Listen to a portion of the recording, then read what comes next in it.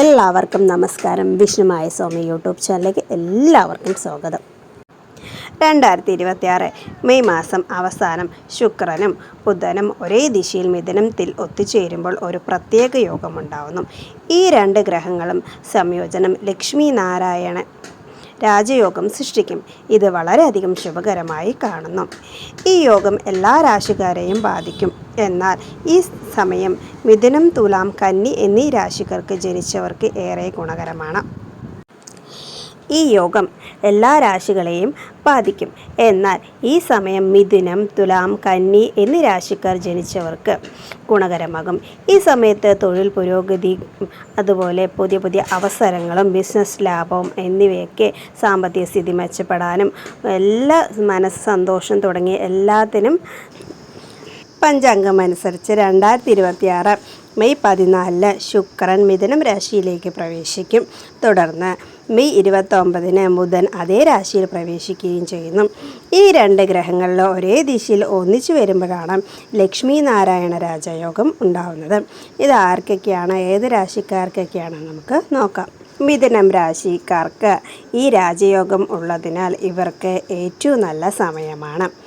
പുതിയ തൊഴിലവസരങ്ങൾ, ബിസിനസ് ലാഭം, മുടങ്ങിക്കിടക്കുന്ന ഫണ്ടുകൾ തിരികെ ലഭിക്കുക, ഇത് നിങ്ങളുടെ സാമൂഹികവും തൊഴിൽപരവുമായ ജീവിതത്തിലേക്ക് ഗുണം ലഭിക്കുകയും ചെയ്യുന്നു. വിവാഹ ജീവിതത്തിലൊക്കെ നല്ലതായിരിക്കും. ബഹുമാനവും ആദരവും ഒക്കെ വർദ്ധിക്കാനുള്ള സാഹചര്യമുണ്ട്. ഈ സമയത്ത് അമിതമായ ആത്മവിശ്വാസം നിങ്ങളെ തെറ്റായ തീരുമാനങ്ങൾ എടുക്കാൻ ഇടയാകാനും സാധ്യതയുണ്ട്. ബിസിനസ്സിലൊക്കെ നല്ല ഉയർച്ചയാണ് ഉണ്ടാകുന്നത്. അതുപോലെ തന്നെ പരീക്ഷകളിലേക്ക് വിജയിക്കാനും എല്ലാത്തിനും ശുഭകരമാണ്. അടുത്ത രാശി കന്നി രാശിയാണ്.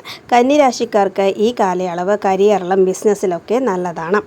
ജോലി സ്ഥലത്ത് നിന്നും വേറൊരു സ്ഥലത്തേക്ക് സ്ഥാനക്കയറ്റമൊക്കെ ലഭിക്കാനുള്ള സാധ്യതയുണ്ട്. ബിസിനസ്സിലുള്ളവർക്ക് അത് നല്ല സമയമാണ്. നല്ല ലാഭങ്ങളൊക്കെ കിട്ടാനുള്ള സാധ്യതയുണ്ട്. തൊഴിലില്ലാത്തവർക്ക് തൊഴിൽ കിട്ടാനുള്ള അവസരങ്ങളൊക്കെ ഉണ്ടാവാനുണ്ട്.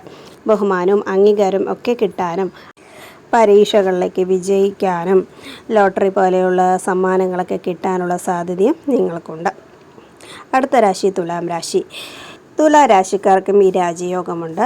വിദേശ സംബന്ധമായ ജോലി ശ്രമിക്കുന്നവർക്ക് ജോലിയൊക്കെ കിട്ടാനുള്ള സാധ്യതയുണ്ട്. അതുപോലെ ജോലി ചെയ്യുന്നവർക്ക് സ്ഥാനക്കയറ്റവും പുതിയ ഉത്തരവാദിത്തങ്ങളൊക്കെ ലഭിക്കാൻ സാധ്യതയുണ്ട്.